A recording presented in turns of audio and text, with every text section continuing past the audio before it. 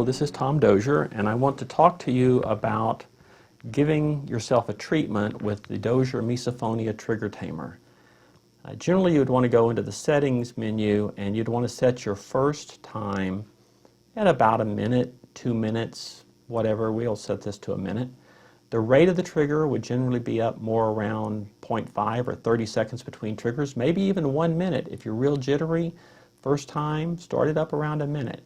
The duration of the trigger would be very low. Let's put it at about 0.3, and the volume of the trigger may be at 5%. Now, the first three settings can be adjusted on the treatment page. We have a timing mode of constant, we have a mix mode of trigger only, we have a end of treatment being the fixed time, and we're going to set our treatment to, let's say, set it to 30 minutes. Okay, this can go up to 100 minutes. Now, I'm going to hit done. I'm going to select my playlist. I'm going to go with the demo playlist, the piano music. I'm going to select a trigger as the demo trigger so that you will not get all upset. And for the purpose of this demo, I'm going to go back and I'm going to change my first time down to 0.1, just so that we can do it. Now, happy treatment. Notice that it says happy time. The treatment must be a happy time for you, not a stressful time, not a distressing event. Triggers here are good because they are going to help you rewire the neural connections in your brainstem. So I'm going to go ahead and press play. My volume is at 50%, which is fine. My rate is at 1 minute. And I'm going to go ahead and I'm going to drop that down. And I'm going to, so I just had a trigger. Let's see if another one.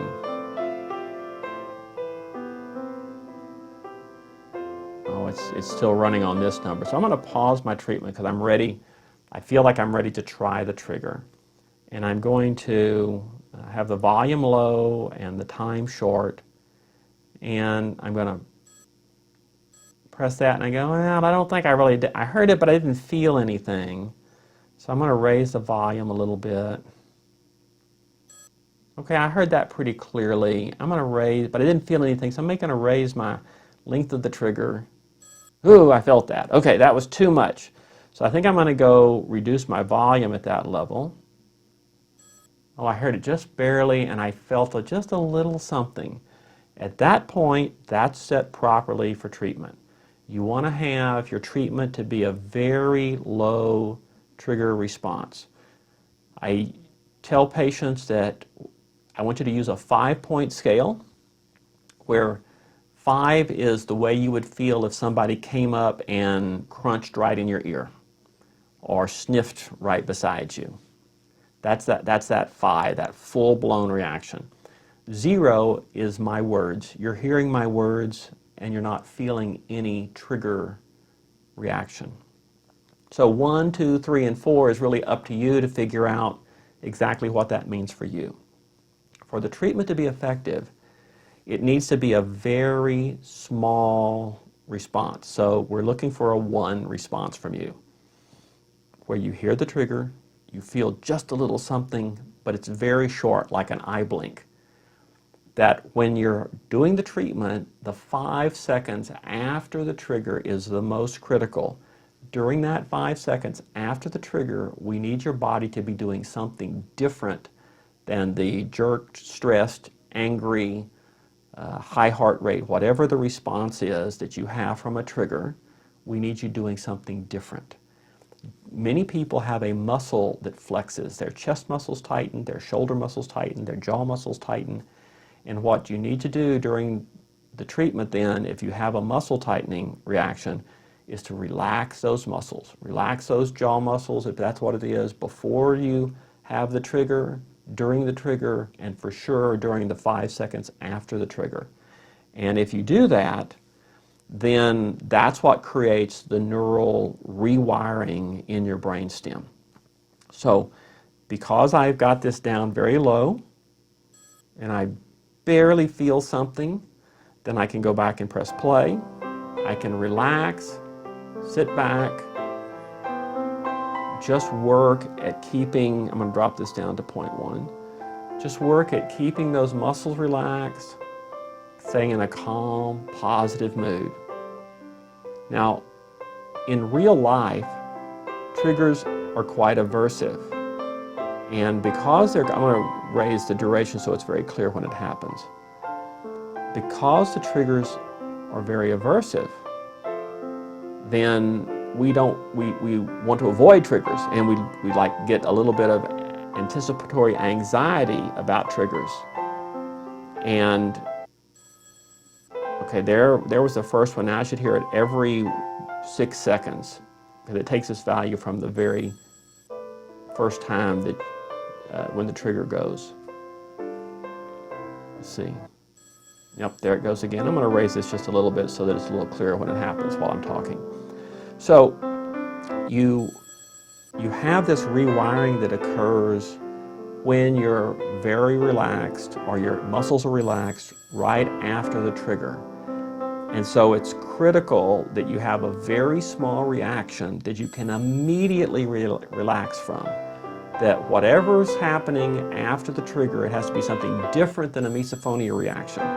You can be doing cartwheels across the room, you probably can be doing jogging, you can be basically having any activity, you can be watching videos of your kids or cousins or dogs and laughing, but you want some reaction to occur that is totally different than the misophonia, typical misophonia reaction that occurs right after the trigger sound. And then once that trigger sound, that reaction starts to go away, then you can increase the time or increase the volume. But don't push it. You want to look forward to these triggers because they're good. They're good for you. They are helping rewire your brainstem. Now, if somebody's going to walk up to you and give you $5, is that a good thing or a bad thing? It's a good thing, and you like it, and you look forward to that happening. If somebody's going to come up and call you a four-letter word, then you don't look forward to that, and that's a bad thing. In real life, triggers are bad things. We want to avoid them. In treatment mode, triggers are a good thing, and we want to look forward to triggers. Make this kind of a mind game we're playing here, right? Look forward to triggers because each trigger is an opportunity to rewire that little brainstem of yours to help reduce the reaction for that trigger. And you can do the treatment as long as you want to. You can do it as often as you want to. And if you get to the point that you're not triggering to a long trigger and a loud trigger, then that's perfectly fine. You can